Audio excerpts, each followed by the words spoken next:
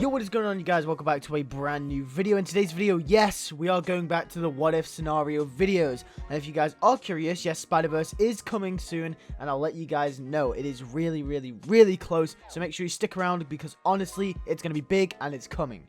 Anyway, the other day I asked you guys for some what if suggestions on the community page, and I've also been talking to some of you guys on the Discord about this as well. And quick little side note, if you haven't already, you can join my Discord server by clicking the link below in the description. We have cool little discussions about our favorite Spider-Man things on there. It's really cool to speak to some of you guys. Anyways, you guys gave me some really good ideas, and I really want to thank you all for blessing me with these ideas, because I get to give you guys the content and these videos. So without further ado, if you haven't already, make sure to hit that subscribe button if you do enjoy all types of Spider-Man news, theories, gaming, and fan fictions, and hit the bell next to the subscribe button to not miss any more content, and you can get the videos as soon as they go up. So with that being said, let's get into this. What if Tom Holland's Spider-Man became an Avenger at the end of Spider-Man Homecoming? So we start our story just at the end of Homecoming. Peter has just defeated the Vulture and he's gone to prison, and Tony Stark admits that he underestimated Peter's abilities as Spider-Man. So the thing that will change here for this to work is that Peter's arc in Homecoming will be slightly different. Instead of him focusing on being a friendly neighborhood Spider-Man and just being himself, his main goal at the end of the movie will still to become an Avenger. The only problem is that Peter will be stuck on the idea that being an Avenger will be a glorious life, and as we know from previous and upcoming MCU events, that life isn't as it seems. So when they're walking down the hallway with Happy, Peter will be really excited, and all he'll have on his mind at this point will be how he just wants to be an Avenger.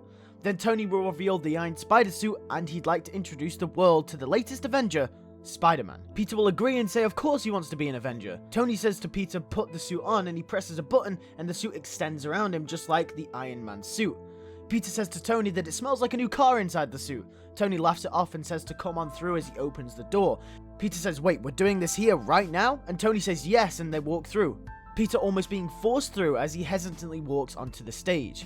Now this part of the scene will be very similar to the scene in Far From Home. From that scene, we know that Peter is a very shy person, and he's never really been in a public speaking position before in his entire life. Not only that, but he's going to be all over the news and making front pages as the new Avenger. Tony Stark and Pepper Potts will give a little presentation about Spider-Man and about how he just single-handedly stopped a very dangerous criminal from stealing and potentially destroying very important Stark and Avengers tech that was being shipped to the new upstate Avengers base.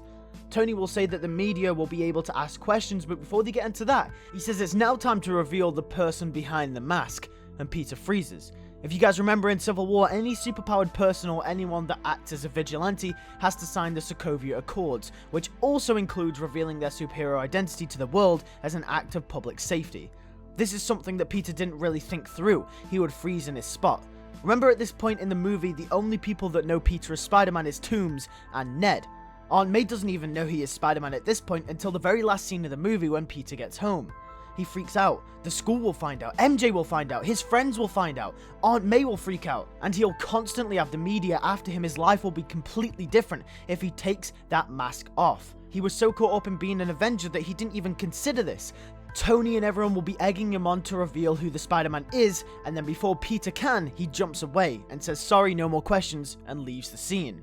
Now here is the difference between this version of Homecoming and the actual version of Homecoming. Tony Stark would be way more understanding in this situation if it actually came to this, but for the scenario and for the purpose of the video, Tony will also be egging him on to become an Avenger now that Peter has accepted that he wants to be an Avenger. It's only at this point that Peter starts to realize the ramifications if he reveals his secret identity, something that Tony now thinks Peter is okay with. If you remember in Civil War, Peter did tell Tony that Aunt May would freak out if he found out that he was Spider-Man. But at this point, now that Tony knows that Peter's become an Avenger, Tony will automatically assume that Peter would be okay with this. It's just now that Peter is realizing that he's not kind of okay with this.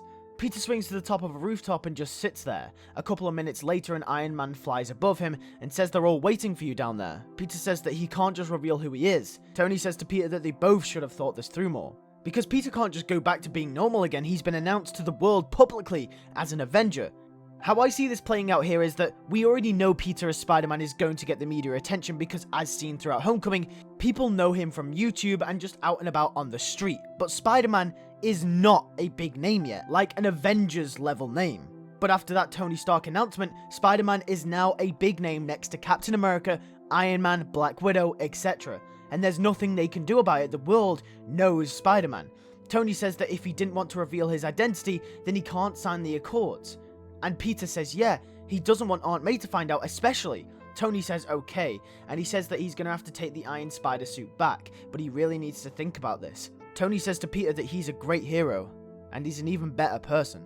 He takes it back and Peter goes home. All over the news is him as Spider-Man. Everyone, every single news outlet, every newspaper, and every daily news coverage, including one Daily Bugle, is covering this story. J. Jonah Jameson says that Spider-Man has been announced as the new Avenger, but he wouldn't take off his mask. Jameson rants on about how this is extremely suspicious, and this means he could have something to hide, but even worse, he could be a menace.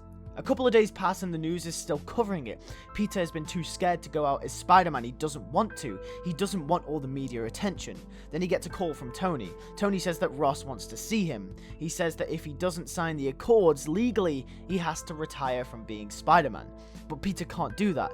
He has a responsibility to fill, but he also knows that he can't just reveal his identity. That's not who he is. That's not who he wants Spider-Man to be. Tony says that he has one chance. He says that he doesn't want to force Peter into making a wrong decision, but says that it would be a good asset to the team.